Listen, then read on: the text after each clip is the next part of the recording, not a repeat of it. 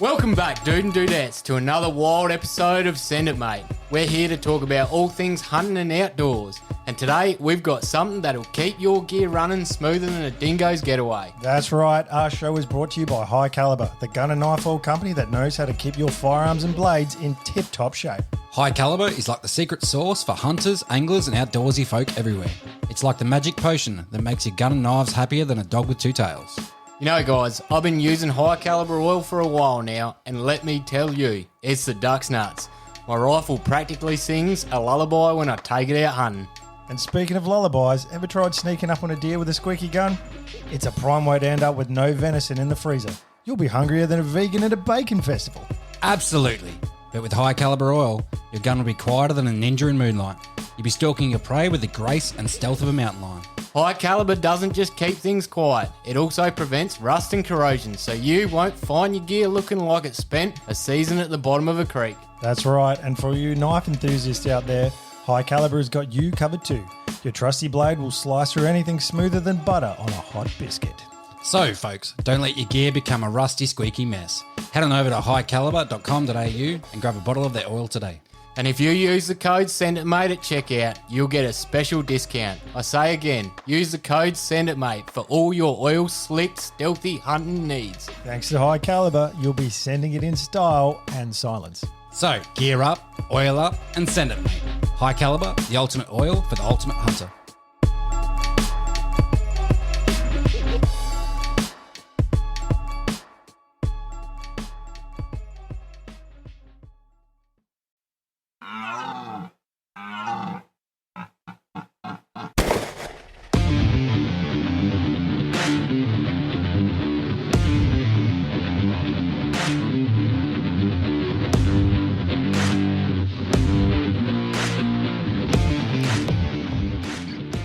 Welcome, dude and dudettes. How's your week? Pretty good, man. Pretty good. Good? Yep. Can't complain. It's been awesome, and I'm pretty excited for today, actually. I am too. And this is actually on a Saturday afternoon, which none of our listeners will really get to know because it'll still come out on a Monday, but that's all right. All good. So I'm Caleb. I'm Josh. And today we've got a special guest all the way from Seattle. We do. And many of you might know him from the YouTube series Rugged Expedition. That's right. We've got J. Alan Smith. How you going, mate? Woo! Doing great. And not in Seattle, kind of in the Seattle area. You know, we're kind of Seattle's one of the most left-wing places in the U.S., so I like to say that I'm from the Seattle area. Yeah. It's important to make that distinction by the sounds of it. Well, it kind of is. You know, I'm probably the only guy within 100 miles of here that has a room with dead stuff in it.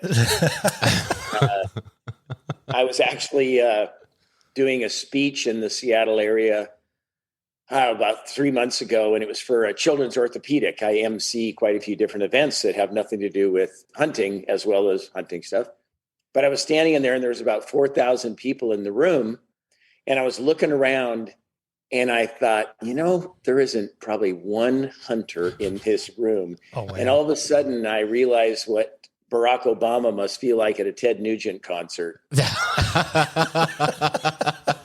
Oh, that's cold.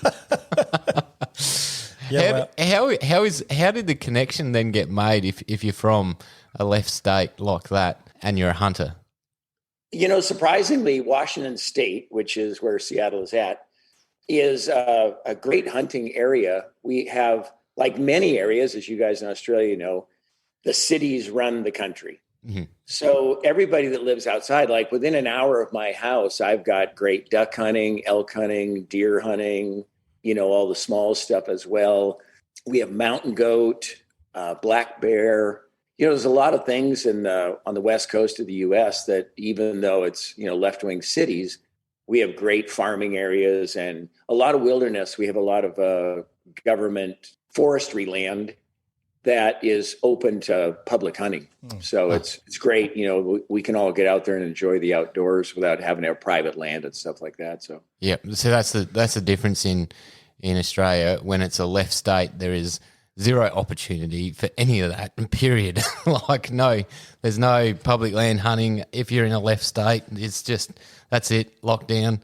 I mean, you get your private land, but it's it's tighter than a tick's ass to get onto because everyone just wants it for themselves and things like that. So, Sure. but yeah, definitely, definitely the States is where it's at when it comes to all this. Exactly. Yeah. Well, we're pretty keen to get into things and learn about you, and I think a lot of our Australian listeners who might be not familiar with what you get up to, Alan, and you've been described as a hunter, a writer, a musician, and an adventurer. So you've got your fingers in a few pies, but we especially want to hear about all your hunting adventures all over the world. And just to give people a taste, you've actually hunted over 350 species around the world. You've got the World Grand Slams of sheep and goats, the North American Grand Slam of sheep, and the African Big Five. And just there, I think you've done more than most people we've ever talked to. So, well, some people don't have a life, so that's me. That I got at it. I was lucky that my first business was in Alaska, and I started in Kodiak. Yep. Which, for those of you that don't know, is a big island that sits off there, the home of the biggest bears in the world. And when I got up there, I'd only done bird hunting and fishing and stuff. My dad wasn't a big hunter, but he certainly took us out in the outdoors. I had a couple brothers. So, you got 3 boys, you got to get them out and wear them out on the weekends. So we played sports and did that. But I got into bird hunting in high school. And then when I got to Alaska, everybody there goes hunting and fishing. It's part of your lifestyle. It's certainly part of filling your freezer. And I would go into people's homes and their businesses, and everybody's got a head on the wall. They got all the cool stuff. They got a bearskin rug. They got a caribou head. They've got, a doll sheep. They've got, it's just grizzly bears. It's just a wonderful place for hunting and fishing. So I had guys start taking me out. We also have a deer there called the Sitka blacktail deer that's on Kodiak. Yep. Just a great eating deer. And at the time, the limit was 5 per season, which was great and a great way to learn how to hunt and that on your own on the island. So that was kind of I don't know what happened, but some switch went off and I started getting more and more into hunting. And then there was something about the taxidermy too. I just love taxidermy like it's a work of art, and which it is. It's very difficult to do, and there's certainly good and bad taxidermy. But I just started striving towards trying to make enough money so I could keep going hunting. It literally is what drove me to some success level. Was that if I didn't work my ass off during the week, I couldn't go hunting, and certainly if I wanted to go on a more exotic hunt, like a bear hunt or a somewhere else in North America was the beginning of it, then I had to work hard. So, it was kind of like everybody's driven by something, and that was my driving force. Yeah, your first business that was in shipping? Yes. Shipping. Yep. I started that up and going in there and taking, there was a big ship that came in and just dumped the freight off on the dock. So we came in, we started loading containers and delivering it to the customer's door, and that was our little niche. Oh, wow. Very good. That's a good niche to have. Yeah. So are you still involved with shipping now? No, I sold it a few years ago, or quite a few years ago now, and it was cramping my hunting style. Yep. So, I found somebody that wanted to be in the shipping business a lot more than I did. Yep. So we're great. Means to an end. You've probably dodged a bullet there because shipping all around the world has been absolutely crazy since COVID. So. Oh, yeah. Could you imagine? I mean, it's a joke over here. Yeah. So. Yeah. So our shipping containers pre-COVID were about $4,000. That's what a retailer would pay to have the space of a shipping container. Now it's up to $16,000 now a container. So our price of living here is just it's through the roof. It's quite stupid, and there's such a backlog, and I'm sure it's the same in the States. But there's such a backlog in produce that coming to the country that as soon as it's here, it's all gone. Yeah, we just had a big milk shortage, or not milk, but baby formula here in the U.S. Yeah. We did that and manufacturing and blah, blah, blah. But, Yeah, I'm so happy right now not to be taking those customer complaints. Like, for starters, it's not here and it's 5 times the cost. And you're going big game hunting. No wonder my costs are so high. I'll just be like, mate, someone's got to pay for my hobbies. Just hang up. How am I supposed to go buffalo hunting if I'm not charging you an exorbitant rate? Oh, dear. So true, You though. can say these things when you're not in that business anymore, by the way. Very true. Very true. Very true. What say we jump over to the formatted questions? I'm so keen to go freestyle, but let's get these first 10 questions out of the way. We've established where you are at the moment. You started off in Canada, or was it Alaska you started off? Where are you from originally? I was actually born in Canada, in Prince Albert, Saskatchewan, which is the middle of nowhere. And kind of a funny little twist on this. Jim Shockey, who I'm sure you've all heard of, and Definitely good friend of mine. It wasn't until about 4 years ago we got talking about this and that, and it came up that because he's from Saskatchewan as well, and we actually were born about 60 miles apart from each other. Oh, wow. And I told him, I said, it's really odd that two guys who ended up in the big game hunting world and television and, internet and all the stuff that we do would be from little towns in the middle of nowhere. And it's really amazing that one of us ended up with a great show. Burn. Boom. Yeah. Yeah, what Jim's Prince Albert, Saskatchewan is a great place to be from. My brother-in-law is not far, actually, from where I don't think he was born, but where they live. Oh, where Saskatchewan is. I can't remember exactly, but yeah. in the general vicinity. Yeah, so many great people have come from around that area. You're saying your brother-in-law's a great person? I got to say that because he's my brother-in-law. So. Yeah. And he's a doctor. So, Fair enough. Yeah, he treats all my ailments. So how did you end up in the US?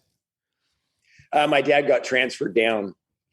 He was working for a company, and when we were 9 and 10 in that bracket, they sent him down from Vancouver to Seattle. So it's only about 160 miles from Canada. So it worked out good. We could still go back and see the family that was in the Vancouver area. Mm-hmm. And so, yeah. Oh, nice. Well, it's a great part of the world. I mean, we've never been there, but we are obsessed with the show Alone, which is on Vancouver Island. So that sort of scenery that you see around there is pretty amazing. So we definitely have to get over there and have a look sometime for ourselves. And the Seattle area looks just like that as well. Mm. Oh, beautiful. Forest and on the water. We're on Wet. the coast. Yeah. Really wet. It rains all the time. That's what we tell everybody. Don't move here. Yeah, exactly. It rains every day. Miserable place. Don't come. Yeah. All right. Question 2, Alan. What is your favorite food? Wild sheep. I would say, the backstrap, tenderloins, the ribs. We kind of have a tradition here in North America that when you shoot a bighorn sheep, whichever of the species of the 4 of them, it's very traditional to take the ribs and, set them next to the fire and cook them real slow. And the question is always, is it actually that good of meat? Or is it that you've been working your ass off for 14 days, climbing around in the mountains with your whole camp on your back, and you've lost 15 pounds and, you'd eat your shoe if that was all that was left. No, it really is fantastic meat. And it's not gamey and doesn't taste like domestic sheep at all. Yep. It's real clean, like a normal venison. Ah, cool. So it's not as fatty as your domestic lamb. No, same amount of fat like you'd have, say, on a fallow deer or something like that. Yep. Quite a bit on the back and on the rump. But typically your old rams, they're worn down and, be like eating an old bull cow, Yep. But they're still good. They're still flavorful. They don't get strong, which is kind of surprising. But yeah, nice. Yeah. Do you have a favorite way of preparing it? On a fire, on a stick. And hopefully you have some salt and pepper. Bit of rose. If next time try a bit of rosemary. I don't know what it's like on Dale sheep, but the lamb I eat here, bit of rosemary. That's perfect. Yeah, ace. Yeah. Our problem with sheep hunting is you've got to carry everything. Yeah. So but a little flask of it, that's a great idea. Or make up a little batch of spices or something to haul along. But yeah, that's what we do. Yeah. Some little plastic containers, little snap lock containers. Does a trick. A few herbs and spices. Yeah. Yeah. But you will eat. You're definitely right. You'll eat anything once you've been slogging your guts out for a few days in shit weather. Yeah, that's it. All right, Alan, what was your first job? My first job was, a real job, I guess. I played soccer for Rotherham United in the 3rd division in England when I was 16, and moved over there and played there, and then came back to the U.S. after that and finished high school. And then I kicked around different leagues and that. And then I went back to England and played with Middlesbrough on their reserve team, played in the U.S. And then, thank God, a guy cheap shotted me and broke my ankle when I was in Middlesbrough playing. And I had to get a real job and get into hunting. So, it worked out well in the end then. Yeah. My dad says I should send the guy a check every week. Best thing that ever happened to me. Soccer in the States. I just wouldn't think that's that big. It was my dad played in Canada. Mm-hmm. So when we moved to the States, we kept playing, and then he was real influential in setting up junior soccer in Washington State specifically. Yep. So but there was very little of it. We played with do you have CYO down there, the Catholic youth? No.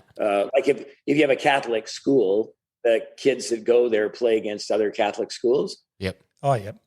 So we're not Catholic, but that was the only soccer teams that were around, because all your different parishes would be, one would be the Italians, the other one would be the Croatians, the other church would be the French, Catholics. So it was all these clans at each of the different churches. And so we played for different ones. And then they found out we weren't Catholic. And this is in the old days, when they didn't like that stuff. So my dad had to start, non-Catholic soccer. Yeah, I went to Catholic school, stuff that. Yeah, so, you know what I mean? Yeah. All right, next question. Now, this seems like a bizarre question to ask you, but if you could trade places with anyone in the world, who would that be? Please say Trump.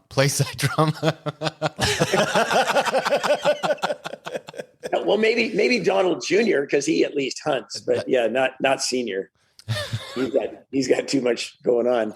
I don't know. I'd have to reach back a ways. Maybe David Beckham. Beckham.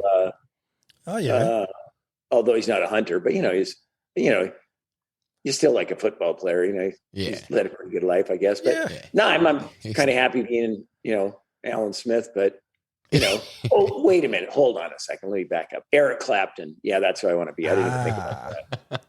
Yeah, very good. Well, that's touching on one of your other passions, which is music. So you're a guitarist.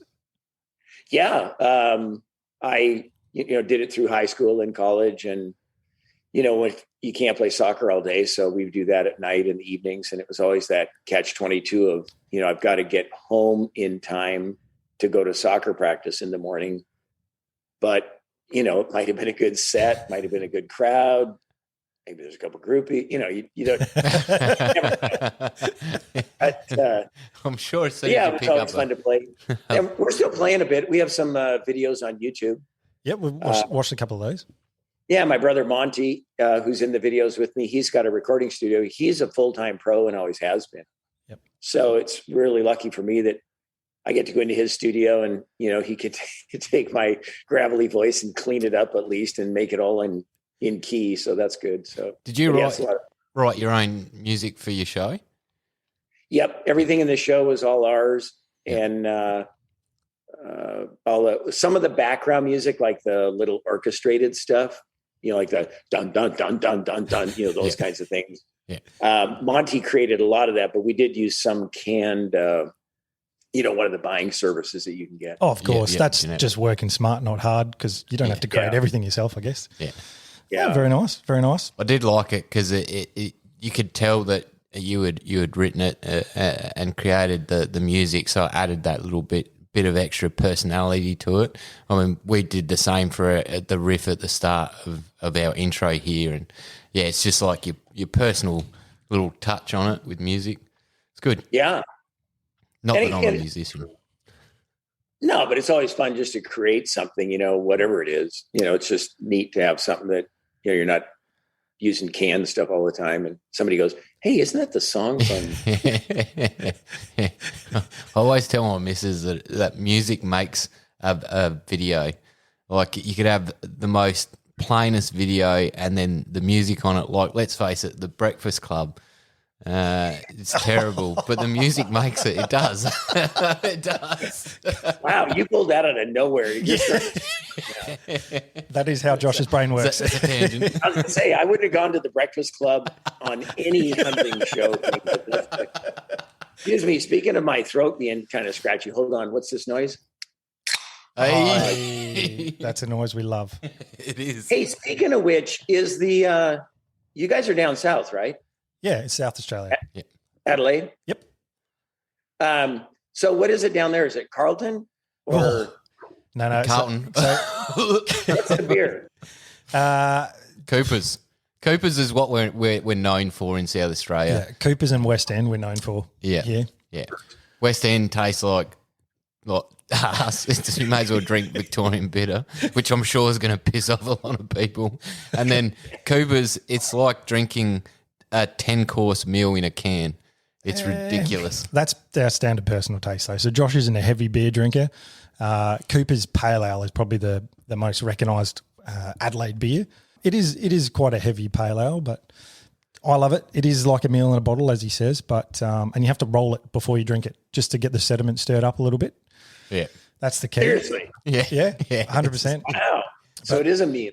Yeah. Kind of is, but that's a family-owned business, and they compete with the big boys, so good on them. Yeah, that's great. Yeah, if you ever are down in Adelaide, we'll take you out for a few Coopers.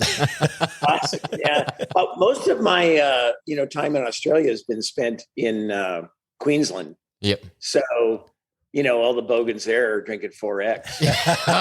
Yeah, they are.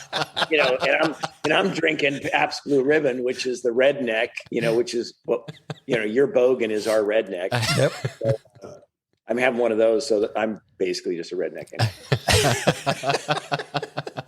Oh, that's the way to be. We love it.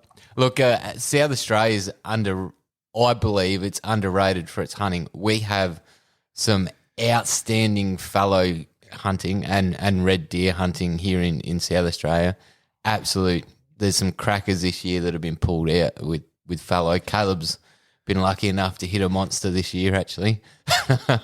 Very lucky. Saw the pictures, and it's amazing. For some reason, I'd never heard anything about down that area till like 6 months ago. Mm. Yep.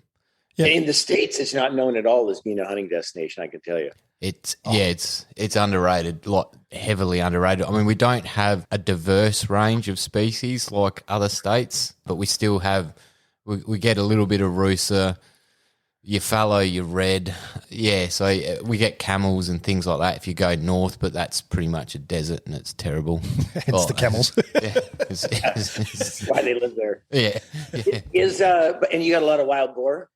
In South Australia, not so much. They are starting to push through, but just across to the Vic border, they're coming down, and they're coming down from the arid climates and starting to hit into the high country areas. So you'll get pig in hilly. I wouldn't call it mountainous terrain because that's a bit of a joke. It's not really mountainous, but it's steeper than what we have here in Adelaide. Sure. Everything's pretty flat around here, which is handy, but you got to walk a lot. Yeah. You're trading elevation for definitely miles as a crow flies here in South Australia. Yeah. Gotcha. Cool. All right. Alan, do you have kids? Yes, 2 girls, and both very successful. One's got her own women's clothing store, and the other one's a veterinarian. Oh, very good. A vet. that went completely sideways. And she's married to a vet also, which is great. And actually just had my first grandson, which is, the best thing of all time. Oh, congrats.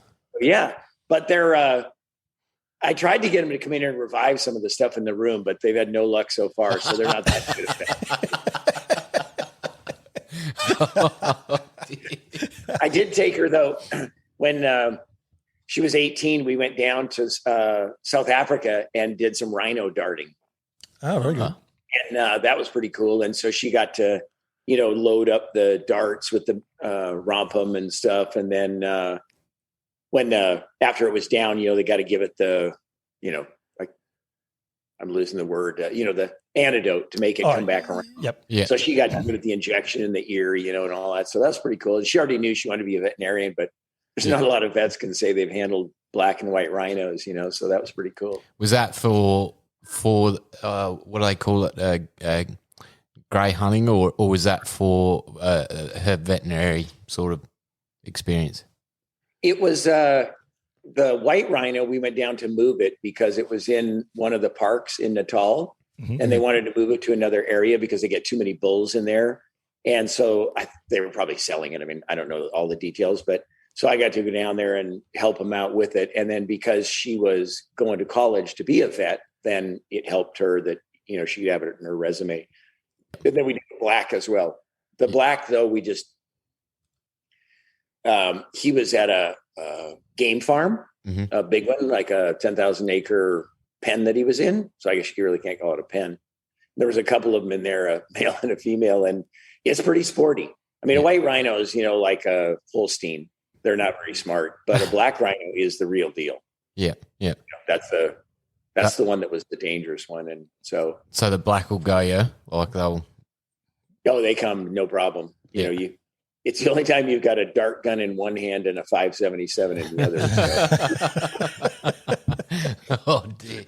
Well, speaking of dangerous things, what was the most dangerous thing you've ever done? Let's see. I've only truly been charged by 2 Cape Buffalo, like full tilt, the real deal. And that's pretty bad. But probably the stupidest, scariest that you would never do again is going polar bear hunting up on the ice. Ooh. And we did it with dog teams. You couldn't use snow machines then. So you had to leave the land with a dog team. We had 2 sets of dogs, 2 dog teams. And you go out there and they've literally got a little pup tent with a Coleman stove, gas pumped up stove. Yep. That's it for heat. I never took any of my clothes off except to go potty. and that's, we don't want to get too graphic here, but that's a big timing issue. You got on 8 layers of clothes that are about, 4 inches thick, and you've got to peel down and not sit there too long or squat. And if you do wait too long, then, you're going to have an accident. So I feel like kind of adult diapers would be a lot easier. and I wish I would have thought of that. But yeah. So, but you're out there and you're literally on, the moving ice. You'll see your tracks and you're making a big circle and you come back and the ice is split and shifted and your tracks come to a stop and they disappear. And then 400 yards to the left, there's your tracks where you came from. So the ice is moving, it's a real deal. Yeah. And it's a wild experience. You go out there. I got one on the 9th day, I think it was 8th or 9th day. And never been so happy to get a hunt over with in my life. Oh. Are they aggressive? Polar bear? Very. Yeah. Yeah. I would say though, not to make it too built up and, I mean, I am a writer, so it is a license. Poetic license. Yeah. Right. Oh, that's the word I meant. Poetic license. But I think that it's more that they don't see any human beings out there because there's nobody out there, other than hunters or seal hunters. Once in a while, they might run across one because the natives will go out and kill seals for food and the oil that's in them. But when they see you, they just come because they think you're something to eat. It's not anything that's on the ice, they eat it. Yeah. They're, walrus, seal, sea lion, that's all there is out there. So I think that it's more that it's not like he sees you and he's mad at you. He's just coming for you because he's, hungry. Yeah. And makes sense. But yeah, it was pretty wild. Like, especially I hit him once and he came right away. he was already coming, and I hit him, and it just sped him up. But I hit him in the center of the chest with a 375, so that slowed him down pretty good. Bloody hell. Wow. That would be an experience, to be honest. Like out there on a moving iceberg, essentially. Oh, good God. The thing is, like, that's such a different experience, certainly for us, because in Australia, there is nothing that'll fight back or have a go at you. No. So that's a whole other element to a hunt, I guess, is having something dangerous out there that can turn around and hunt you. Mm. Yeah, but you do have the 7 deadliest snakes and kill you, and so yeah, you have to be careful on the way to the hunt. Yeah, you got the biggest crocodiles in the world. What else bites there? Yeah. There's not a whole lot. I mean, a kangaroo would go you if you got into its personal space, and we have this stupid thing here in Australia where we almost make our wild roos tame by feeding them and by not putting any hunting pressure or anything on them. So you can get quite close to kangaroos, and they're quite dumb creatures. So you can get, what comes to mind is there's a famous hiking track just not far from here, and it's quite often there's a lot of people going up and down there, and the roos will just sit off to the side of the track. You walk past one, and you get a big male. He'll rear up on you, but I think people are a little bit more brighter than the kangaroos, and they're like, "Oh, I'm out of here." They won't charge you. That's for sure. That'd be so bad for your reputation, though, if you got killed by a kangaroo and you're a big game hunter, wouldn't it? I mean, people, you're just not going to understand at your funeral. No. No. I mean, it'd be the end of your hunting career if it didn't end your life. So, Yeah. let's be honest. Yeah. And odds are you'd be singing falsetto after that, too. But I think I'd be wetting my pants if you got done by a roo. All right. Alan, what is the best piece of advice you've ever been given? the best piece of advice I ever got was my dad told me when I was probably, I don't know, young teenager. He said, you're not going to be the smartest guy. You're not going to be the absolute best that there is through education. But if you make a plan and you stick to it and you outwork everybody else, you'll be successful. Mm. And, I've lived by those words ever since. There's always somebody that,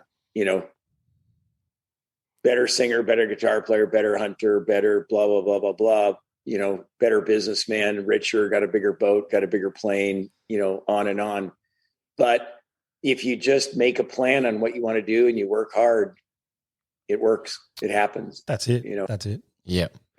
That's certainly, certainly shine in your trophy room there. But I'm sure there's more. Back to plan A, Okay. And I'll let me go further on that. This is interesting. So I saved up my money and I wanted to go to Africa. I for some reason I had this thing about Africa, even as a teenager, and I wasn't even big game hunting. My mom kept this drawing that she gave me when I was, 30 or something. And it was a drawing that I'd done in elementary school of a little stick man with a pith helmet on it. And he was holding a gun. And you know how you draw the bullet, going through the air? Yep. And I had drawn a lion at the other end. Oh, wow. Oh. And the lion's going, he's making this face. And there's blood coming out, behind his shoulder. And it said, what I want to be when I grow up. Now, what that would have to do with anything, I don't know where I would have seen a magazine. I didn't see anything on TV, but something must have clicked at some point, or just weird deal, right? Growing up in the city, never having killed anything in your life. Yeah. But so anyhow, I saved up all my money and I went to Africa, went to Zimbabwe. And of course, I went there on a budget with one buffalo, one impala, and a clip springer, I think, or something, because that's all I could afford. Well, then I saw a kudu, and how much are these? Oh, $800, in those days. And so I came back, dead broke from the trip, and I was on the plane, and I had a yellow notepad, and I made a written plan for business that if I did what I had written down, I thought that I could save enough money that I could go back to Africa every 2 years for a 2-week trip. Let's go. And it didn't have anything to do with a nicer house or a better pickup truck, or that wasn't it. The title was, How Can I Get Back to Africa in 2 years? That's amazing. I love that. A written plan. Yeah. That's did you stick to obviously you stuck to your business plan that you wrote on the yellow pad? Yeah. And it was great. It was a little rough on my marriage, but but I did get to go back 2 years later, and then it just became the thing you always plan for.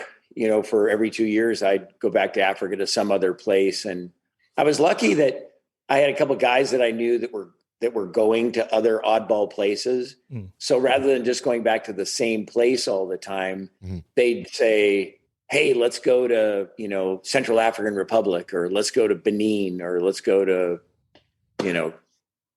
Liberia, or wherever all the places are that we've been through the years. So it's been great. And it's one of the things about Safari Club too, that's really been great, is that's where you really get to meet a lot of like-minded people, like coming to Australia hunting. That's where first couple of times I came down there, it was, through guys that I'd met there. Cause otherwise, how would I know anybody, especially before all the internet and stuff, where you couldn't make a connection. But I've heard that some parts of Africa can be quite sketchy, to say the least, when you're talking about going to a different state. How'd you find that? Because obviously not all states are stable.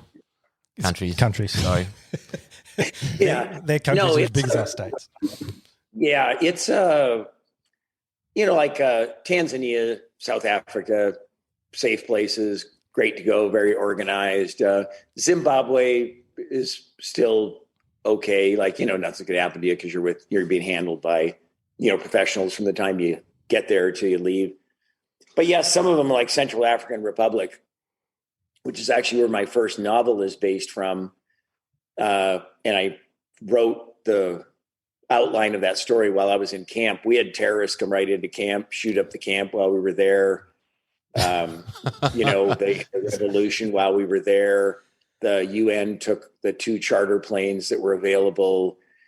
We had to have the Catholic Rescue Mission, which was not rescuing, hunters. It was for rescuing, people from the devil. Mm-hmm. Maybe that's why they came and got me. I tried to convert you. White devil. Yeah. They're going, aren't you the guy that quit playing CYO soccer? And so they, but anyhow, stuff like that. So, a guy flew in a 206 and picked us up in this camp and flew us to Cameroon because we couldn't go back to, it was a nightmare. But so stuff like that does happen. Liberia's got no infrastructure, no roads. Liberia's pretty safe though in general. CAR is not at all. Yeah. Some of the other places, Chad and Benin. There's a lot of crap holes out there that, if you want to go collect oddball species, then yeah, you would go. But to go on a really nice safari and have a great time and stay in nice tented camps and all that, your Tanzanias and Zimbabwe, of course, Botswana, all very nice. Zambia. And South Africa is really nice. You've done Pakistan as well? Yeah, quite a bit. I think I've been to Pakistan 8 or 9 times now. Is that difficult to organise? Yeah. It's one that you really need to save your money for. Yep. Yeah. They've got certain species and they're the only ones that got them. So it would help if you were a bank robber, if you decide that you want to go there. Yeah. But they have but it's very well organized. It's just kind of odd. If we've got a couple shows on the YouTube channel that are Pakistan hunts, and you see there that we've got a lead car that's got armed, army guys in it, and a guy behind you with a 50 cal on a pedestal, looks like something out of Afghanistan. And so, but we've never had any problems, and the people are great. The local people that you hunt with and you stay with and all that, fantastic people, give you the shirt off their back, very nice and accommodating, and it's a great place. The people are super. It's definitely one that I'd like to do, to be honest. But yeah, I might have to save my pennies up by the sounds of it. Well, make a 2-year business plan and stick to it, Josh. Yeah, I'll just jot it down on my notebook. Oh, this is where that sickness of hunting comes in, though, of the passion that you wonder what happened. Like, you try and explain it to somebody that's never been there or has no idea. Why would you want to go? Like, why would you, they think you're taking your life in your hands. I just think it's another Saturday, but it's, you have to want to go, because it's not easy and it's a pain in the ass, for sure. Getting it organized, and your gun doesn't show, and you're using some guy's borrowed rifle, and you've got to shoot this, mountain species across a canyon at 500 yards with a, AK-47. It's all right. You got 20 more rounds. Yeah. Shoot. Overcoming adversity. That's what we like. That's right. I do have a question. Just looking behind you in your trophy room, I see a lion and a rhino and things like that. How difficult were they to get back into the States? Because haven't they pretty much signed a treaty saying that the big five aren't allowed, you're not allowed to move them out of Africa? No. England has put that through just lately. Yep. And the U.S., I just got a lion in. They've started issuing permits again. Yep. They just started issuing elephant permits once again. And rhinos have always been, the white rhino has always been importable because they're in, most of them are on private land, and there's a huge conservation program. So they allow so many of the old males, once they're done, that you can go and hunt one. Yeah. But the sad thing is about all this idea of stopping the importation is the reality of African hunting.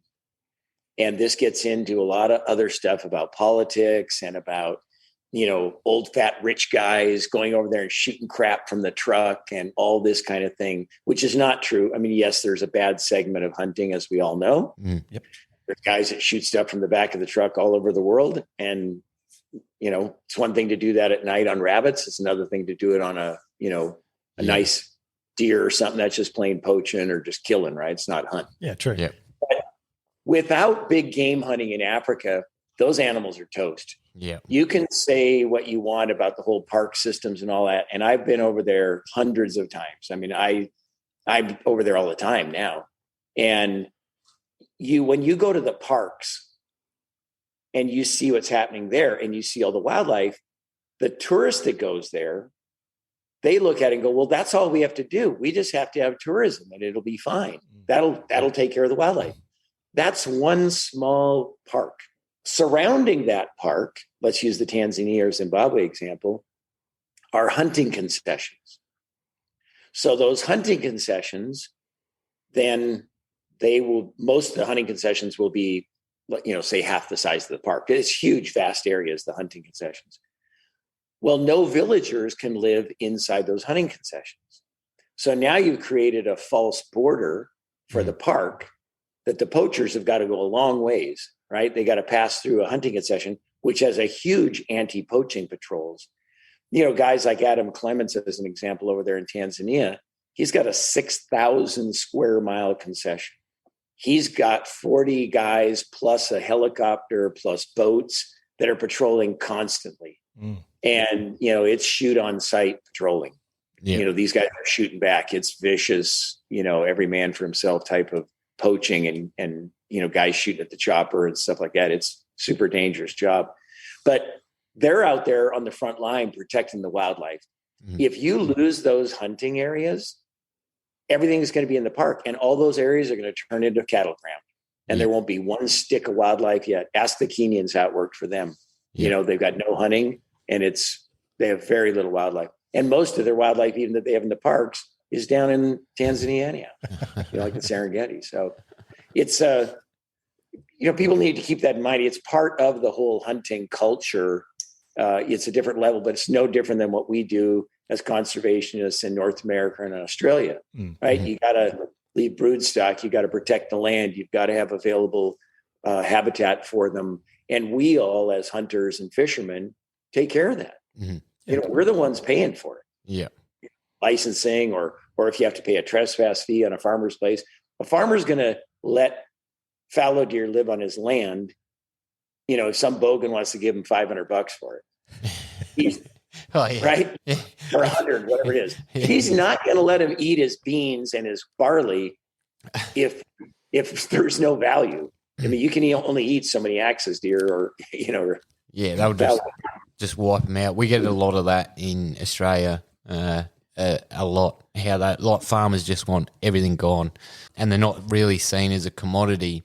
And because they're an introduced species, they're labelled as a pest, not wild game. So there's no real. It's either there's deer on the land because a landowner wants them there, and he's getting, as you said, $500 for a group of guys to come in and hunt them, or there's nothing. They just get wiped out. Spotlit thermal's a huge one now. They'll just go at night with their thermal, shoot 80 deer, and then there's nothing. It's gone. Once it's gone, you're not getting it back either, which is a pity. We're very short-sighted here in Australia, and we certainly don't learn from other people that have done this and succeeded in doing it, which is disappointing. Not everywhere in Australia, but a lot of places definitely. All right, Alan, what is your most treasured possession? That 577. We're not talking about family members or wives or anything like that. No. Okay. Let's go with material possession. Wives. Hang on, that's plural. Plural. Wives. How many you got, mate? One at a time. That was a Freudian slip. Remind me to tell her that this podcast never happened.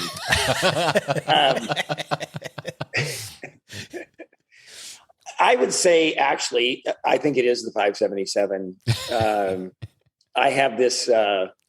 It's Alex Henry. It was made in Scotland in 1887, and we have a video that tells you all the details on YouTube. It's quite a story that it had.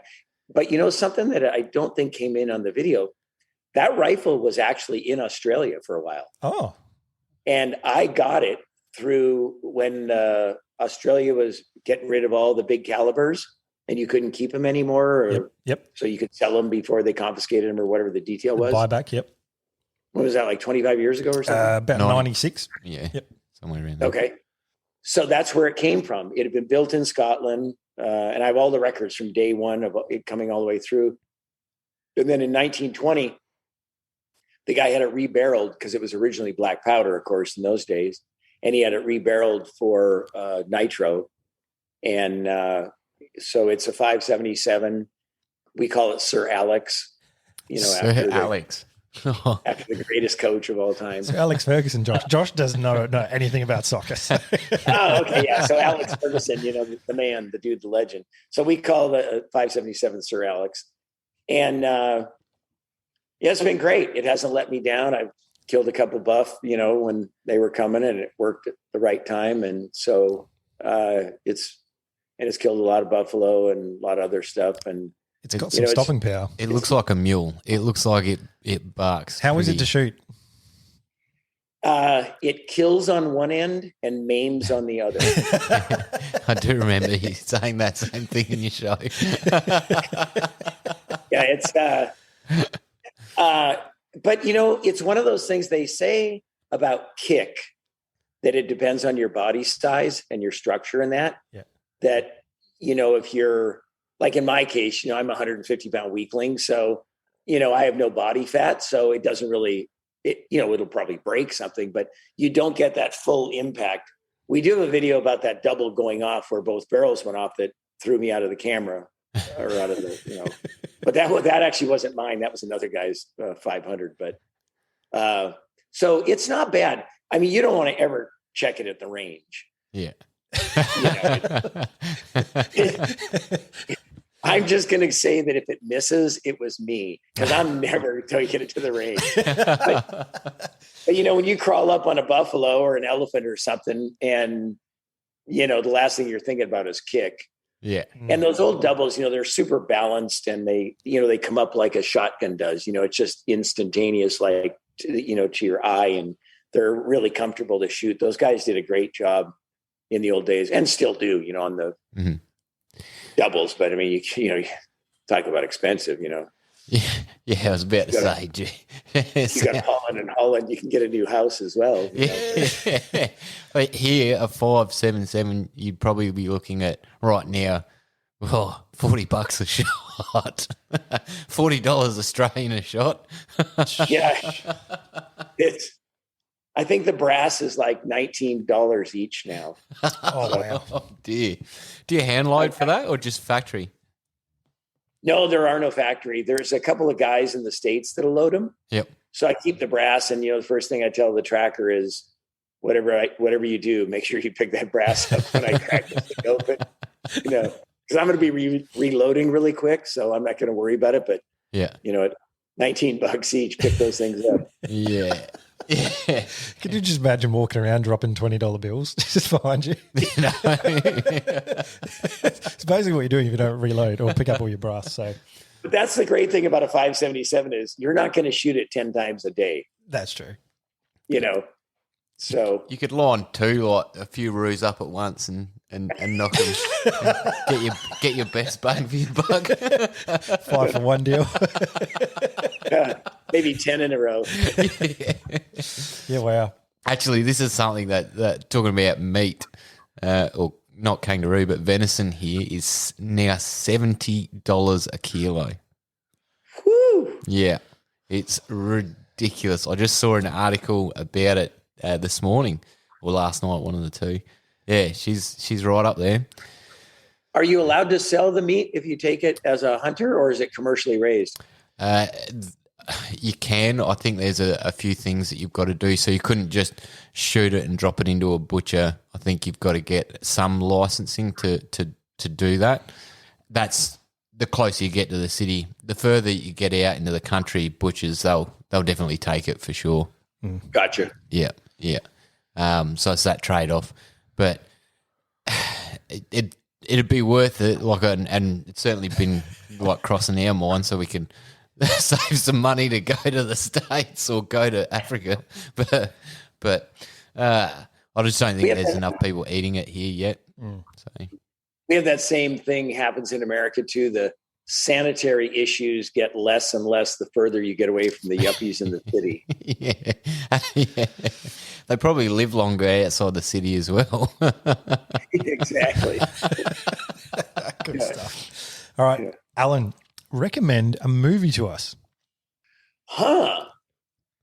Let's see, a movie. Well, I mean, Ghost in the Darkness is... Yes. Thank you. Thank you. Which, by the way, he's shooting a Holland and Holland double in that. Yeah. Royal. It was pretty good. I wish Val Kilmer wouldn't have played such a wussy role. He should have killed those lions a lot sooner than they did. But it was good. I thought it was interesting and certainly got my interest peaked. Have you seen the lions? Because they're stuffed in a museum in the States somewhere. Yeah, in Chicago, I think it is. Yeah. Yeah. The Man-Eaters of Tsavo. Yep.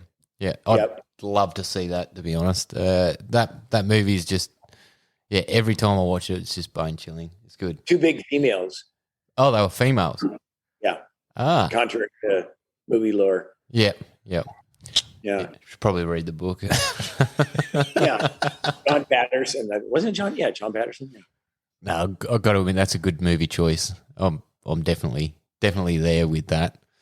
I still have the DVD of it, and still have a DVD player somewhere in the house. And so every once in a while, you got to sit down with a beer and a DVD player.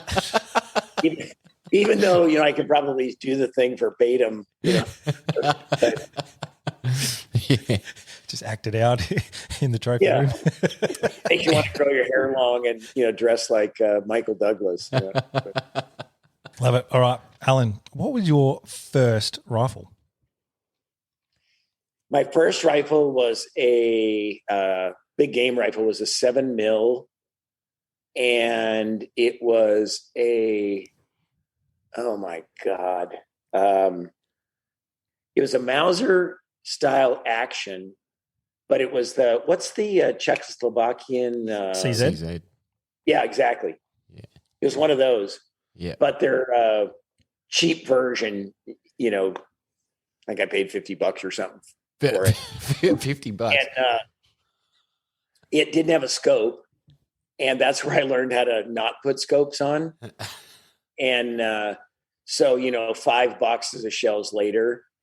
And then I found out that, rifles are so good now compared to what we used to have to deal with that, it's not, I mean, I hate to keep going on the past on this stuff, but it's the truth. Mhm. The cheapest factory rifle that you can buy right now is 20 times better than, other than maybe the Winchester Model 70s, something like that, or the Remington custom shops or something like that. But the normal rifle you bought at the sporting goods store that you went home with a scope, and ammo wasn't that good either, or, that consistent. Mhm. But, you'd leave the range with 6-inch pattern at 100 yards and you were happier than hell. Yeah. Minute a deer. Yes.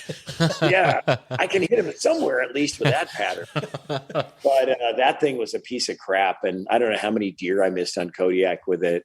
Some of it was me too. Probably had a 12-pound pull, on the trigger. You just didn't know anything about it, but you got to learn things the hard way. And so the trick is you just had to get close. Mhm. You just had to do the sneaky sneak till you're right on top of them, because you knew at 50 yards you could hit somewhere, no matter what. Yeah, you get them somewhere. Yeah, it's good. I have to ask. So, obviously, with your show and things like that, do you ever get time to just pick up one of your rifles, one of your new rifles that you've got, and just head locally just for some venison or something like that? Like, you just head out and I'm going to go shoot a deer today. Could be trophy, could be meat, doesn't matter. Do you get time to do that? Like, obviously you're extremely busy. No, I do. And it's great there again, having friends that have a farm, or we went down. I got a buddy that had a place in Nebraska. Went down there this year, ended up not shooting anything just because he wanted to shoot some, a management bucks. We have deer that'll have, oddball horns, or they're just not going to develop. Well, when that's what you told him you'd do, and then that's the day that all the big ones keep coming out day after day. And, I'm texting him going, hey, there's a nice 10-point right here that looks like he needs to be culled. No. I sent you the pictures of the ones I want you to kill. But yeah, I do. I usually get a couple deer each year, just for fun. And I mainly, though, to be honest with you, in my spare time now, I'm duck hunting. Duck hunting. I kill a lot of, I duck hunt every day I possibly can when I'm in, the States. And we're lucky the farms are only an hour away from the house. So we can pop down there. I got Jack the dog, who's, because of COVID and not being able to go anywhere, not that Jack got COVID, but because COVID's been a problem. Although he was kind of acting funny today. But it's nice. I mean, I love duck hunting, waterfowl, the whole dog thing, and calling them and faking them out and decoying them. And, it's a fun deal. Yeah. And great eating. Yeah. So, yeah. It's something that unfortunately here in Australia, it falls during the rut, the duck season. So, and it takes second place to shooting deer. So it's something that everyone would like to do more of, but just it doesn't work out. It doesn't. But back to what you were talking about getting to go out and be on your own. It's the funnest thing there is to do, to go out and take a pack and wander around in the woods and do everything yourself. It's, I mean, I'm not complaining about, you have to have guides. Most of the places I go, you can't go by yourself. You know what I mean? Like in Africa, you have to have a guy. It's the law and it's dangerous. So you do want those guys to be there, but For sure. and even, speaking the language and being there so many times and all that, really, and they're really good about letting me, you've seen on the videos, they let me go up and, get my stuff done, and they're not holding my hand or anything. Yep. Not on camera anyhow. Thank you, editors, for making me look macho.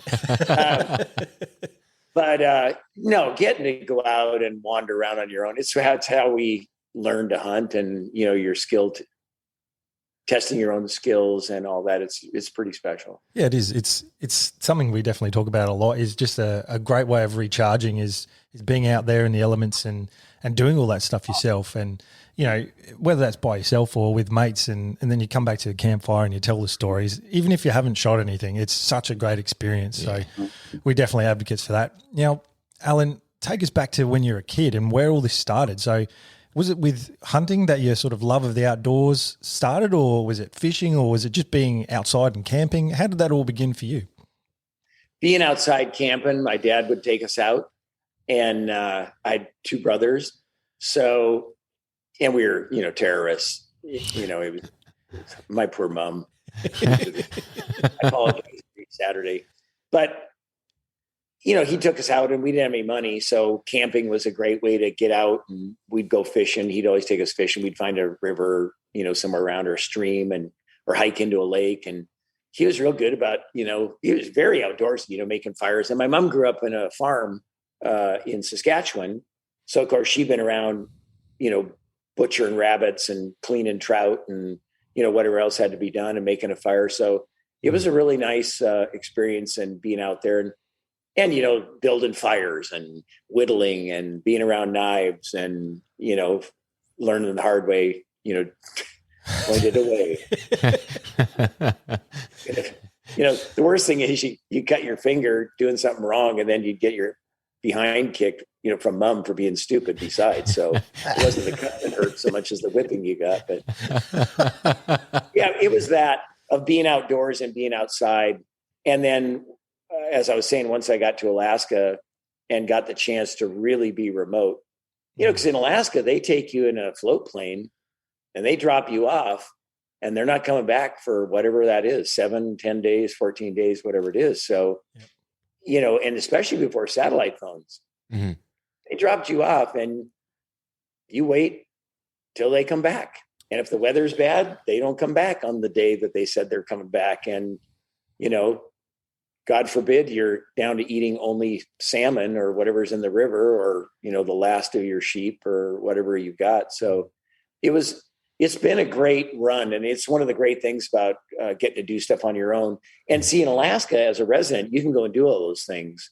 You don't need you can get a drawing permit, and some stuff is just open. Like you can go caribou hunting every year. And, depending on the area, we used to get 3 caribou, 5 deer, you get a bear, a brown bear.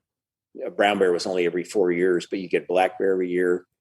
So lots and lots to do. Mountain goat, you could get 1, some places 2. So it was neat to get out and be able to do the camping and all that, and just all the things you learned as a kid, then you got to put them into play. Only now you're hunting and processing the meat and all that as well. Yeah. So it's definitely been quite the progression, and I'd definitely encourage people to read your books and also watch your show to see some of these hunts. Now, of all these hunts, which are quite mind-blowing, and how you've progressed from being a kid to going overseas to basically traveling the world hunting, is there a hunt that stands out as your favorite? Besides the next one? We'll ask you about that after then. Yeah. I love Cape buffalo hunting. I don't know what's wrong or why, or, I love it. It's scarier than crap. Mm-hmm. It's a one-on-one. You sneak in as close as you can. It's awesome. So I think as far as a favorite, I would just have to say just buffalo hunting in general, of just getting to go do it. And that it's a blast. I mean, been so lucky. The Pakistan ones, the getting to shoot a markhor. I was one of the first few guys that got in there when they first opened up, and that was a true adventure. And I have him right there here. Oh, nobody else can see it, but there he is up there somewhere. Yeah. Oh, wow. I've seen that wall on your photos. And, There's more to come of that, but but yeah, it's mountain hunting is super cool and probably the most difficult. So you remember so many of those. Getting to sheep hunt in Alaska by myself, my buddy Mac Padgett, the high-tech redneck that's in so many of the shows with me. He and I would get dropped off up in the mountains and we'd go sheep hunting.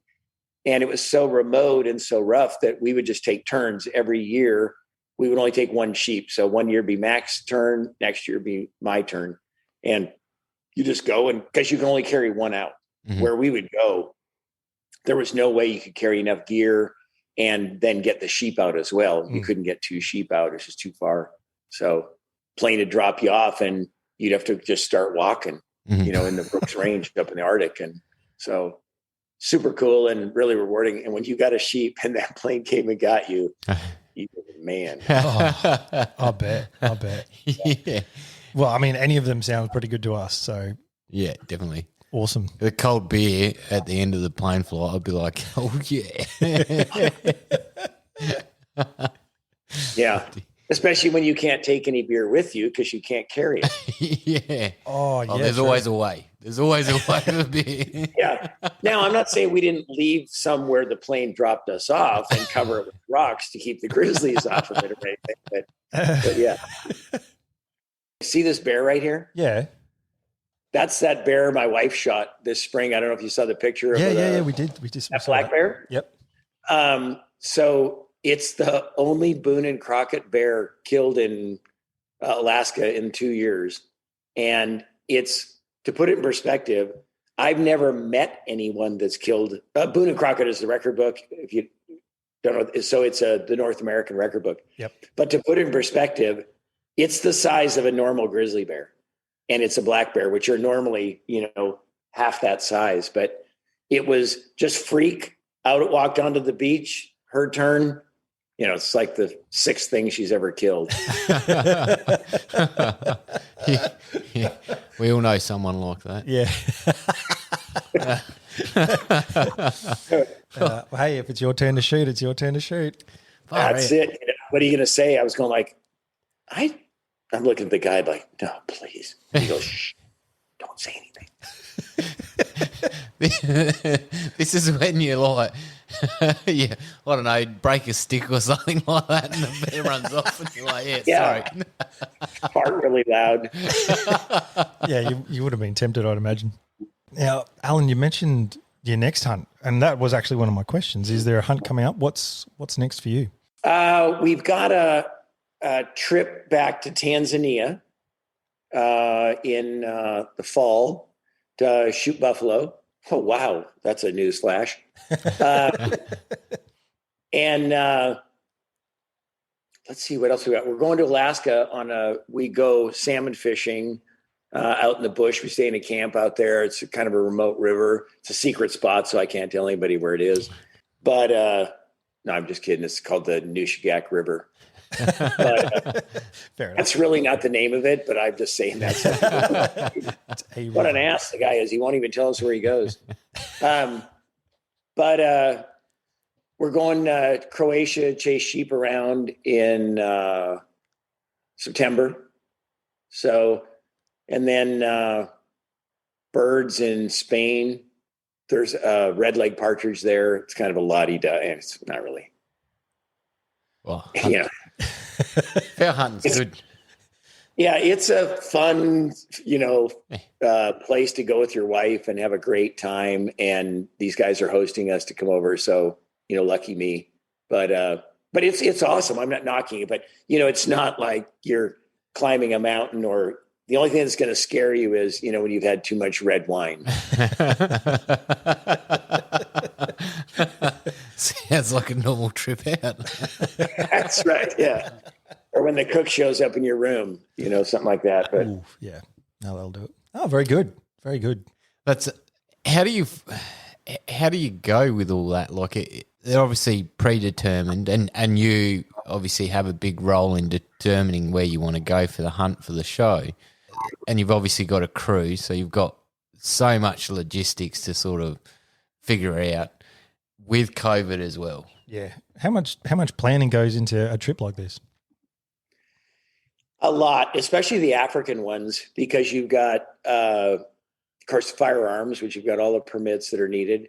And depending how you fly to those places, the U.S., of course, we don't have anything other than when you come back, you need to show proof that you owned them before you left, so you don't import illegal firearms. Yep. So you just register before you go, or it's not register doesn't really sound right, but you have to get a form that shows the serial number.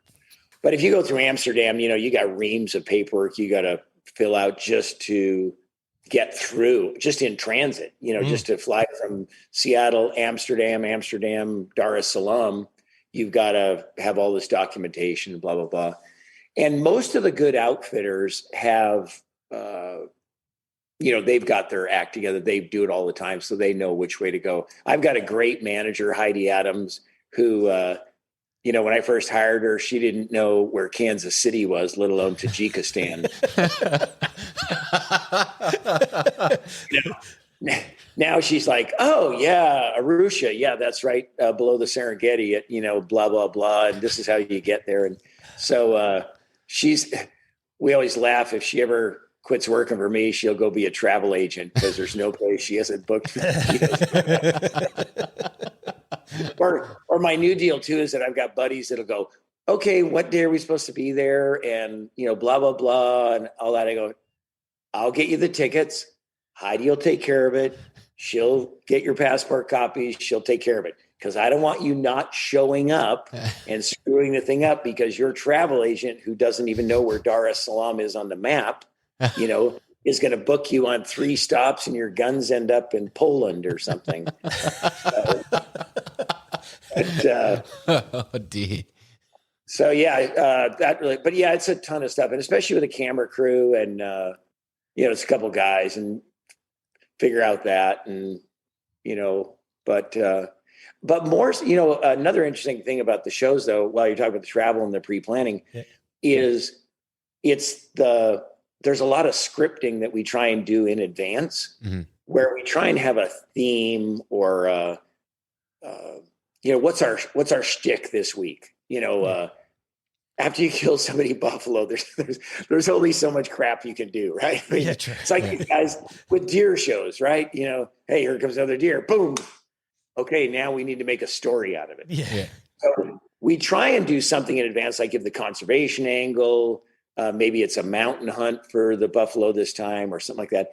Of course, a lot of it is you're winging it as you go because you get there and you've got all these plans on what you want to do, and then it doesn't happen, or it rains the whole time. Okay, now we're making a show about hunting buffalo in the rain. Yeah.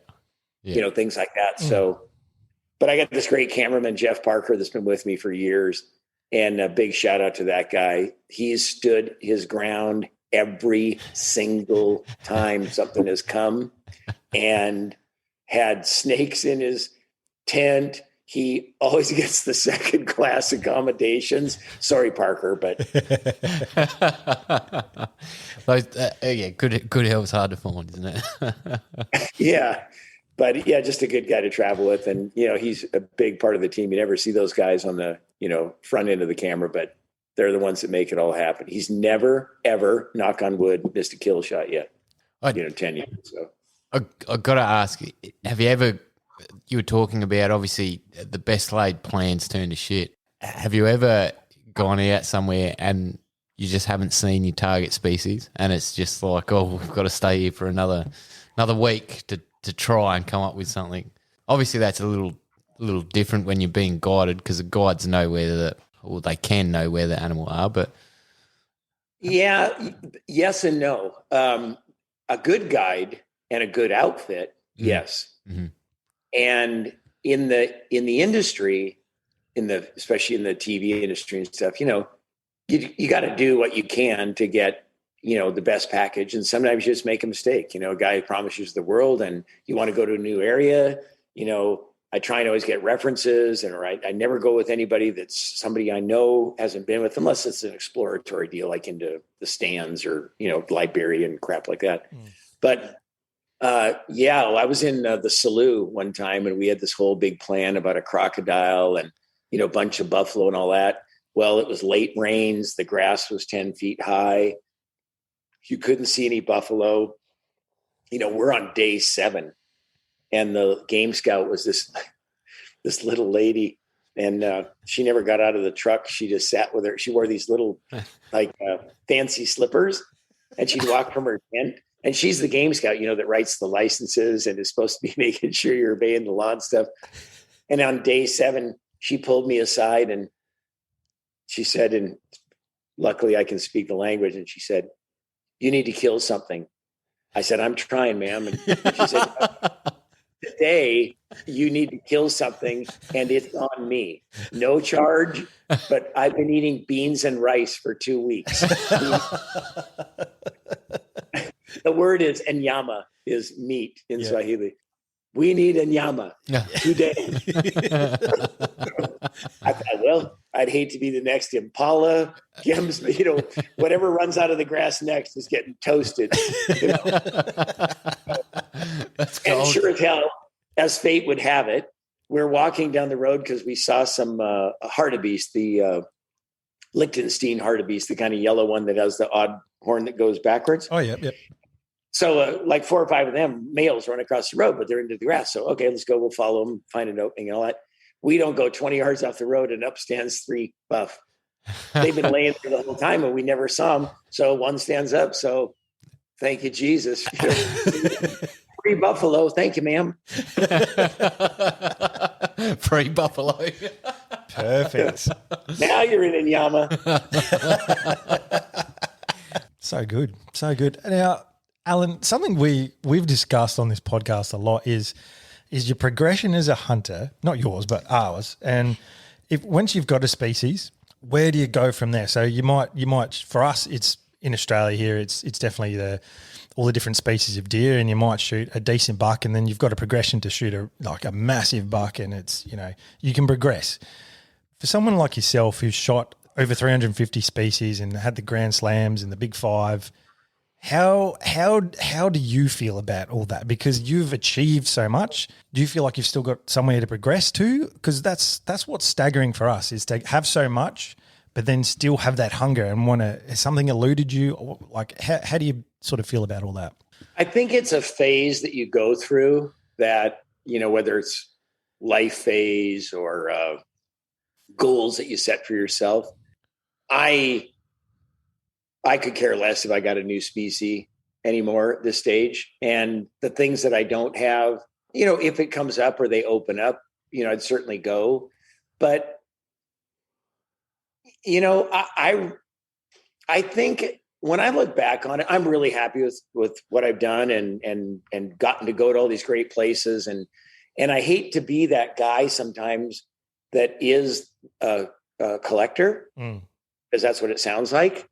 And I can give you 1,000 reasons why that's not what I am. I'm a collector of experiences, not of animals. Yeah. But we did, right? And we kept score. Let's be perfectly honest. Of course. But what matters now is doing what makes you happy. And if what makes you happy is getting a different species because you want to do it and you're still going to utilize the animal, you're still eating it, it's still hunting. It's not whacking. And, nobody that I know that's in the industry kills stuff and lets it lay. Right. I mean, I've never even heard of or thought of anybody doing that. Maybe a poacher or somebody like that. But I mean, a guy like us, right, that hunts, you would never leave. I don't care if it's a rabbit or what it is. I eat rabbits in my yard that get in my garden all the time. They're great because they get expensive lettuce, the little bastards. But you know what I'm saying is that now it's really enjoyable to get to go, and do what you want to do. I'm not under any pressure. I don't put myself under any pressure. I like buffalo hunting. And if people want to watch buffalo shows, then watch buffalo shows. If you expect me, if you need something, we're always trying to do different stuff and we have other things, but I'm not going to go back and shoot another markhor. and I'm not gonna. But I still love deer hunting and doing things like that. So I think it's more about whatever passion you have. Mhm. Some guys just want to fill the freezer, and I'm in. I mean, we were in meetings in Hawaii, as an example, on the island of Lanai, and the author Jack Carr. Oh yeah, Are you yeah. familiar with him? Yeah, he's big now. He's a big deal. Yep. Well, Jack used to be a guide and had a hunting operation on Lanai. Oh. Yeah, and in Hawaii. Yep. And they have a huge population of axis deer. They're overpopulated. Blah blah blah. Anyhow, so we're over there hanging out, and the guy goes, "Okay, Mr. Smith, we've got this blah blah blah. We think he might be the number 5 and all that." And I go, "You missed the memo. I mean, I'm here to get some freezer meat. Mhm. I'm shooting this thing I see with the smallest set of horns. Hopefully, he's still got milk on his lips. I want a young one because we're filling the freezer. I don't. Yeah. Why am I going to shoot that big old gnarly one that I don't have room for anyhow? Yeah. Versus something for the freezer. So I think it's just in what a guy wants. But the idea of upgrading, especially in an area where you're at, the hardest thing with that people have, and I get asked this question all the time, like, how do you get big animals? Because I don't shoot little ones. Yeah. The dumbest ones are the little ones, right? I mean, if you're sitting in a stand or you're driving down the road, the new number 1 is not standing in the middle of the road. Mhm. That's true. That's true. His little brother is, because he's too stupid. He hasn't been shot at yet. But Yeah. So you got to be willing to pass up and say, I'm just not going to kill a deer because I want to kill a deer. If you want to get a big one, it's sometimes you stumble on a big one. It happens. Great example. We were talking about my wife shooting the first black bear she ever saw in her life, besides the ones in the yard. And it's a monster. Mm. So it does happen, but you can't shoot a big one if you shoot little ones. Yeah. Yeah. I think that's a great insight, and I'd agree with you 100%. I mean, this weekend just gone. We went out, and our primary focus was to get Josh's dad his first deer, which we saw plenty of deer ourselves, and we could have pulled the trigger, but we were there first and foremost to get his dad his first deer, and he did. And then we still passed up after it. Yeah. We were like, nah, we were quite content with just watching them. I saw the photos. That's an incredible story. I mean, that's so cool. Yeah. Yeah. I'm very lucky. Hunting brought me and my dad together, but deer hunting in South Australia is very difficult to sort of get into, and he's never had that opportunity. And then over the years, work and everything has just sort of fallen into place for him, or I've been away. And so, yeah, to get out with him and get his first deer when it should be the other way around. This should have happened 35 years ago, Dad. Hope you're listening. But yeah, it was like the smile on that photo says it all. His face, I haven't seen him smile that much for years. It's a great shot. I saw it on your Instagram. I think it was or Facebook. And yeah, but you just touched on something that's a huge thing that we as hunters, I believe, have really got to make an effort to do, and that's to get more people out. Agree, 100%. And that's kids and wives, or your buddy and his wife. It's great to go out, a bunch of guys, we go camping and rough it and all that, and it's awesome. And we don't necessarily want to have a girlfriend or wife along if there's only one, especially. It changes the mood of the camp, let's just say. it does. But in the big picture, or a buddy from work, because the only time every time I run into people and we get talking about this subject, they go, yeah, I always wanted to do it, but my dad didn't hunt. Nobody in my family did. And you're the only guy I know that hunts. So I'm sitting there like, well, I guess I better take him hunting then, because he wants to, but he's never had the opportunity. And yet, as I say, here in the West Coast of the United States, you can drive an hour from my house and it's tens of thousands of public acres to go hunting on for deer and black bear and elk and things like that. So, but if you don't know and no one will show you, or at least point you in the right direction. Like, go get your hunter safety education. That's the first thing to go do. Go have a professional teach you how to handle firearms. Then let's talk about what kind of gun you want to get. But I'm not taking you next week and going to let you shoot a deer just because you decided you want to go.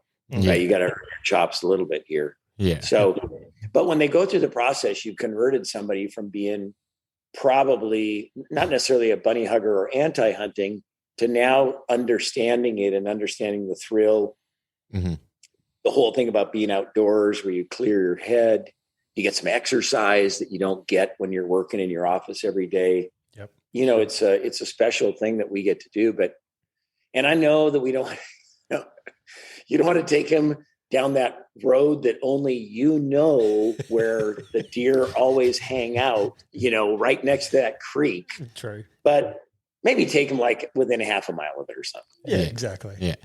At least just showing that experience to them. And that's the best thing for people to see firsthand, because there's unfortunately a lot of misconceptions about what hunting's about. And to actually show someone firsthand, we've done it quite a few times, and it's blown people's mind because they go, well, you're not a bunch of rednecks that just go around and shoot everything you see. There's actually some care, some thought there. And, oh, wow, you guys have to pay money every year to have a license, to own a firearm, to go and jump through all these hoops to be able to do the thing that we love doing. And I think you can gain a level of respect from people through being able to show them. And definitely the media does such an injustice to hunters out there in that they portray the negative aspects, or they'll show someone who's a bit of a cowboy and does the wrong thing, and then people tar all hunters with that same brush. So it's so good to sort of counter that with our own experiences and teach people what it's really about. So it's great that people like yourself is out there making shows like Rugged Expeditions to show people what that experience is like. So that in itself, it intrigues a lot of people and gets them interested and gets them asking, which is what we want. It's what we need, because the industry doesn't grow or continue, I should say, unless people are doing it. That's it, and spreading the word. Yeah. We've got this odd fad in Australia that wild game meat is leaner. So people are all about fitness, and they get on their fitness motivation, and then suddenly they eat kangaroo because it's leaner than beef. And you're like, mate, I'm eating venison, which is 10 times better than that piece of shit rat that you bought at the shops. Honestly, have you tried Roo? Oh, yeah. Yeah. Did you like it? You put enough hot sauce on it. Yeah. No, that says it all. It tastes like shit. Yeah, I was going to say, it's a little story about, I put it in a stew pot and boiled the shit out of it, and then threw the meat out and drank the stew, or however that goes. But it's, I think if we can keep reaching out and trying to help others at some level, whether it's through education or, like you say, the shows and that, but I've never taken anybody, whether it's, my daughters when they were young and I'd take their friends out and we used to shoot prairie dogs. We have this little ground squirrel thing. We have several different varieties. Ground squirrel is about like the size of a rabbit, something like that. Goes down the hole. Anyhow, and at lots of farms in the West, you have tons of them. It's nothing to shoot 1,000 in a day, between a couple of guys. Wow. So you shoot with 17s and 22s. It's the funnest thing you can do with your pants on. But I'd take them out there, and so their choices, I'd go through all the safety with them. We'd have bolt action little 22s or 17s, and we'd shoot these prairie dogs, and they're all city girls. Next day I go, okay, today we can go horseback riding. We can ride the 4-wheelers. We can go down on the river. We'll go fishing down there. What would you guys like to do? And, this one little girl raised her hand and goes, Mr. Smith, we had a vote and we all want to go back and kill prairie dogs. I created monsters out of these cute little girls. They're like, oh, that was so great the way you hit that one in the head. But I use that as an example that I've never taken anyone hunting who didn't love it. Yeah. You know what I mean? Once they get out there and they see the experience and they enjoy the camaraderie and the whole thing about doing something different and being out there, never once have I had somebody say, I'm never going to do that again. Yeah. Yeah. Ever. So there's something about it, that is inside of us that our DNA says that, we are hunters. Oh, 100%. It's a very primal instinct. And, we've modernized it with firearms and all the technology we use now. But I think at all of our cores, there is that desire. And a lot of people just don't know it. Then they spend their entire life in a city and then they work in an office and they don't get out there and try this and realize that, if nothing else, it's just a stress relief to get out there, even if you're not successful. Comes back to that other thing, man, that like when you're out there, and I've said this before, I think, that being out in nature as a predator, you get to see nature at its rawest and from a different perspective. Well, because you're putting yourself in, okay, you got to look at your wind and your thermals and this and that. You're getting to see other critters, like naturally. They're just grazing along, not a care in the world because they don't know you're there. That if you were just hiking up a hill and not worried about these other aspects to it, that the animal would smell you and go, and so you're putting yourself in that environment as a predator. One of my favourite ways I've heard hunting described is inserting yourself into the food chain. Mm. Yeah, exactly. And one thing that excites people like us, so obviously we get to watch your shows and things, and it's like we aspire to get there. We aspire to get to living vicariously through Alan. Yeah, definitely. my missus has watched your show now, and I don't think she's ever thought she would have. Tough. We're watching some rugged expeditions tonight. Yeah. Oh, too bad, mate. We're watching it. If you start watching it in the bedroom and anyhow, no, it's in the bedroom. Sorry, it's already there. Maybe she's got a fixation for old guys or something. Oh dear. There's a lot of jokes that have been made about mounting things on walls, but we won't go there. Is this a family show, by the way? No, definitely not. Oh dear. But anyway, what do you reckon? Have you got any more questions for Alan, Josh? Oh, I've got a lifetime of questions. This is the thing with you, Alan, is you could ask a billion questions and we could talk for hours and hours and hours because you truly have had some experiences of a lifetime of hunting. So, look, I think you got to do it again. Yeah, I think that might be the way to do it because we feel like we've only just scratched the surface. Yeah, definitely. And we got to get together for a hunt. Let's do it. We will definitely not say no. I was coming down to Australia a lot, actually. My best friend there, Mac, the high-tech redneck, he was working in Brisbane. Yep. And came from Alaska, was down there for 4 years. And so I was coming down to see him. And then, we'd pop out and, go up to the Arnhem Land and shoot something up there, or went out with the guys at Kingham. Oh, yeah. Kingham Safaris, the Websters. Yep. They're buddies of ours. So we hunted with them a few times at Marble Island and out in the boonies with them. And so that's been fun and kind of got around to most of it. I hunted someplace outside of Victoria one time. The guy's not around anymore. That's a long time ago. But so, yeah, it's a great place. Oh, look, if you're ever down in Australia again, let us know because, we've got people and we're lucky enough now to have talked to people all over the country. So we've definitely got contacts across Australia now of places we can go, people we can stay with. So it's sort of almost what do you want to chase though? Yeah, because I mean, if you've got a gun and bullets, that's about all we need. And a case of beer. Chase that experience. There'll be one night that's same thing. You guys got to get over here. We always got stuff to whack, most of the year. So sure. Oh, look, definitely. 100% we'll hit you up if we're over there. Now, how do people get a hold of the content that you put out there? How do they come across your videos and Instagram, all that sort of gear? How do they find you? Yeah, well, luckily I have an oddball spelling to my name. So it's the letter J and then Alain Smith. So it's like J. Alain Smith. And if you go at Instagram or Facebook and go to J. Alain Smith, it's there. YouTube, it's, YouTube / J. Allen Smith, and we're right there. Beautiful. And lots of content. There's, I don't know, 150 or something videos on YouTube. And we're not on TV in the States anymore. We switched a few years ago. There was, this is a big news flash to a lot of people that, hey, not many people are watching regular TV anymore. They're all streaming. So best thing we ever did, because if nothing else, you would never have seen our content. Yeah. Right. Because it's international now. We have, fans and followers throughout the world, which has been great. I got guys that have been trackers in Liberia that are following us and comment on the shows. Wow.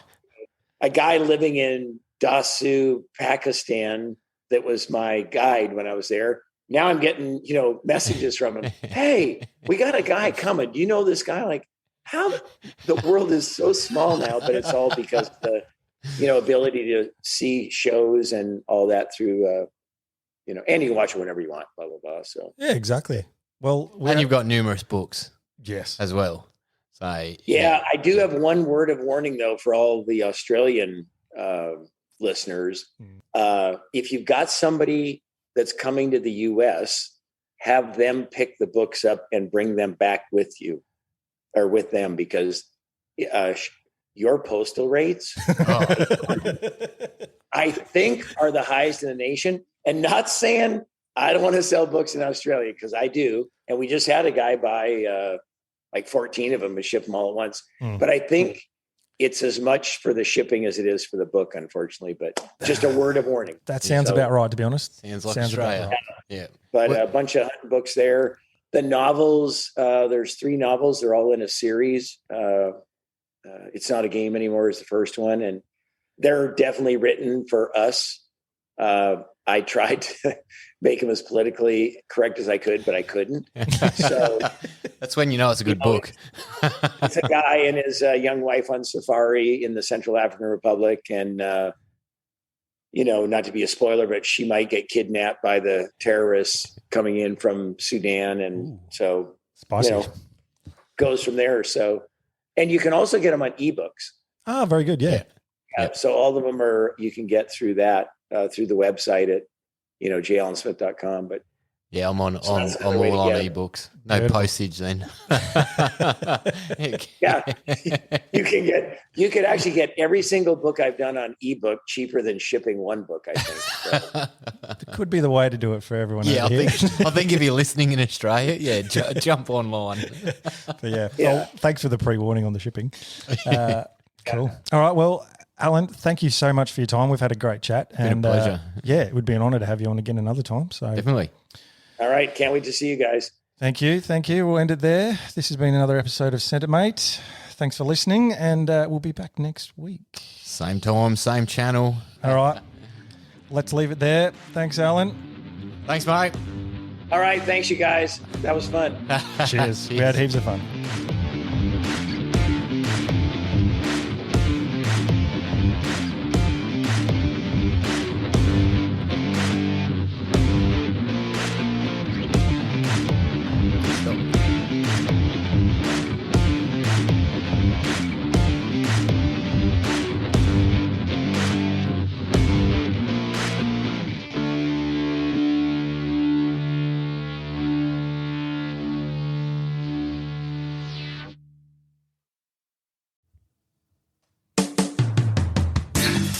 G'day, dude and dudettes. Josh here. Do you find it hard to keep your long, hard barrels free from gun STDs? Maybe you need a clean out of your bore. If this is you, jump on over to highcaliber.com.au and use the promo code SENDITMATE to receive a 10% discount on all your gun cleaning needs. And remember, it's sexy to support Australian-made products. Everyone here at Send It Mate uses High Caliber, and we can promise you that it'll keep your firearms free from those pesky gun STDs.